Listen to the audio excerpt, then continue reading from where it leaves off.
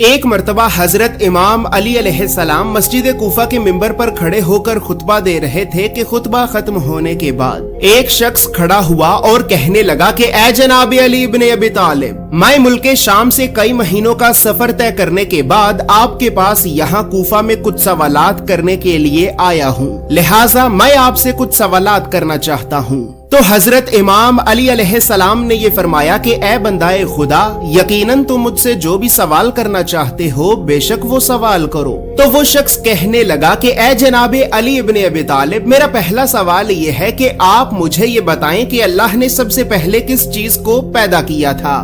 میرا دوسرا سوال یہ ہے کہ آپ مجھے ان 10 چیزوں کے بارے میں بتائیں کہ جو 10 چیزیں اس ساری کائنات میں سب سے زیادہ طاقتور ہیں۔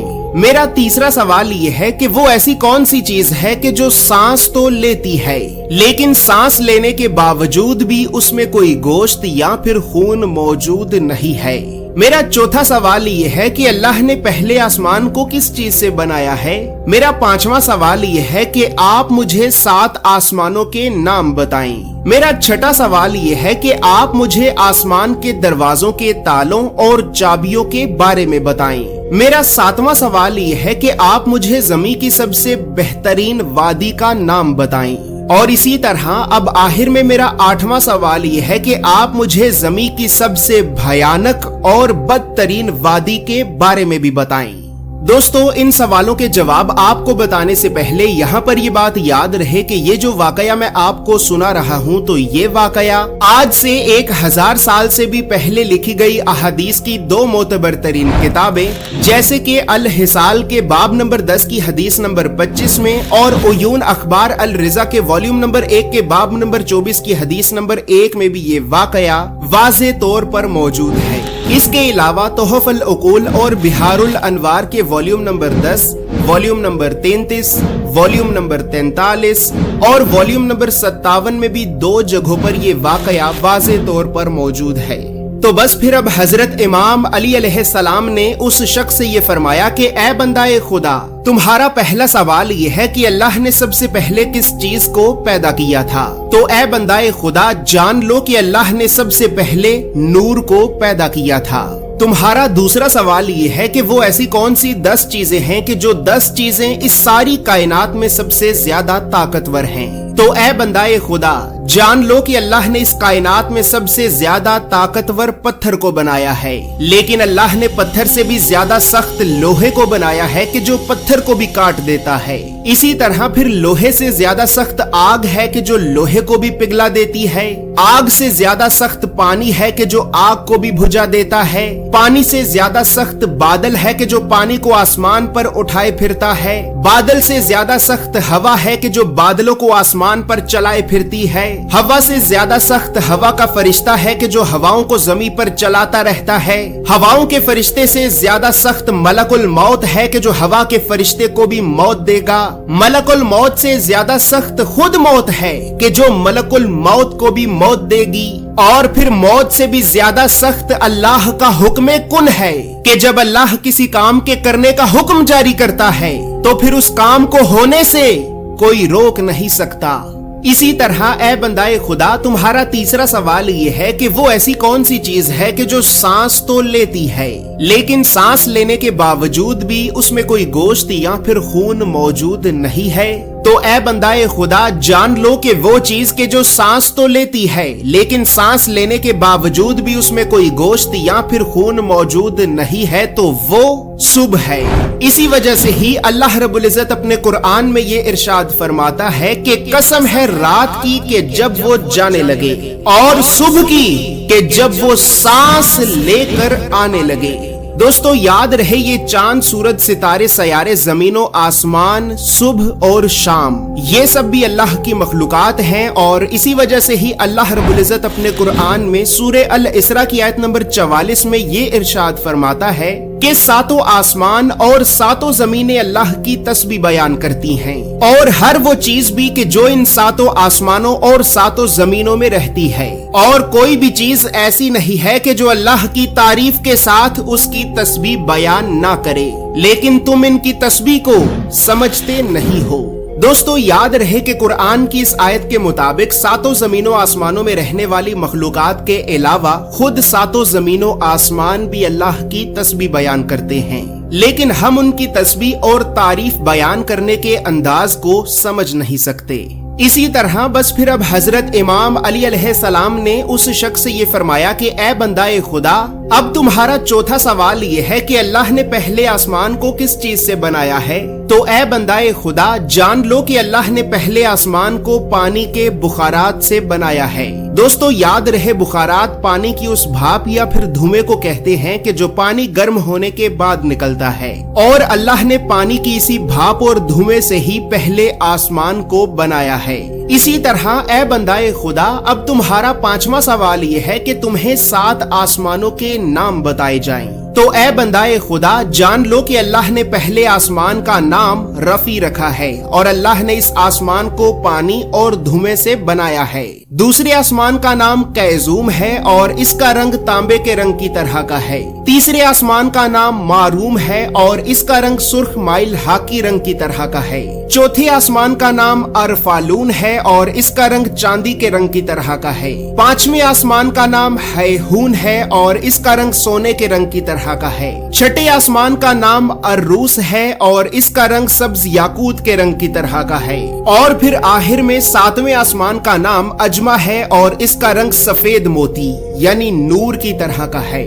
इसी तरह तुम्हारा छठा सवाल यह है कि तुम्हें आसमान के दरवाजों के तालों और चाबियों के बारे में भी बताया जाए। तो ए बंदाए खुदा, जान लो कि आसमान के दरवाजों के ये ताले अल्लाह के साथ शिर्क करना है। जो कोई भी इंसान अल्लाह के अलावा किसी और को अपना खुदा बनाएगा तो यकीनन उसके लिए आसमान के दरवाजों के ये ताले कभी भी नहीं खुलेंगे। और फिर अब साथ ही ये बात भी जान लो कि इन दरवाजों के तालों की चाबियां सच्चे दिल से मौत के वक्त भी ला इलाहा इल्लल्लाह मुहम्मदुर रसूलुल्लाह की गवाही देना है। दोस्तों अब यहाँ पर ये बात याद रहे कि बुखारी और मुस्लिम की हदीस के मुताबिक अल्लाह ने एक आसमान से दूसरे आसमान में जाने के लिए मुख्तलिफ दरवाजों को बना रखा है और अल्लाह के बहुत से नबी और पैगंबर इन्हीं दरवाजों से ही गुजरकर मुख्तलिफ आसमानों पर भी जा चुके हैं। बल्कि बुखारी और मुस्लिम की इन्हीं अहदीस के ही मुताबिक अभी इस वक्त हजरत आदम अलैहिस्सलाम पहले आसमान पर, हजरत ईसा और यहया अलैहिस्सलाम दूसरे आसमान पर, इसी तरह फिर हजरत यूसुफ तीसरे आसमान पर, हजरत इदरीस चौथे आसमान पर, हजरत हारून 5वें आसमान पर, हजरत मूसा 6ठे आसमान पर और हजरत इब्राहिम अलैहिस्सलाम अभी इस वक्त 7वें आसमान पर मौजूद हैं। दोस्तों अब यहाँ पर साथ ही ये बात भी याद रहे कि अल्लाह रब्बुल इज्जत ने अपने कुरान में सूरे अज़-ज़ारियात की आयत नंबर 7 में ये कसम खाई है कि कसम है रास्तों वाले आसमान की। यानी कुरान की इस आयत के मुताबिक अल्लाह ने आसमान में रस्तों को भी बना रखा है और यकीनन अल्लाह के नबी और पैगंबर भी इन्हीं रस्तों से ही गुजरकर मुख्तलिफ आसमानों पर जा चुके हैं। तो इसी तरह बस फिर अब हजरत इमाम अली अलैहिस्सलाम ने उस शख्स से ये फरमाया कि ए बंदाए खुदा, अब तुम्हारा 7वां सवाल ये है कि इस जमीन की सबसे बेहतरीन वादी कौन सी है। तो ए बंदाए खुदा, जान लो कि इस जमीन की सबसे बेहतरीन वादी सरंदीप है, क्योंकि अल्लाह ने आदम अलैहिस्सलाम को जन्नत से निकालकर जमीन की इसी वादी में ही उतारा था। दोस्तों याद रहे कि ये वादी यानी वादी सरंदीप मौजूदा दौर में श्रीलंका में मौजूद है। इसी तरह ए बंदाए खुदा, अब आखिर में तुम्हारा 8वां सवाल ये है कि इस जमीन की सबसे भयानक और बदतरीन वादी कौन सी है।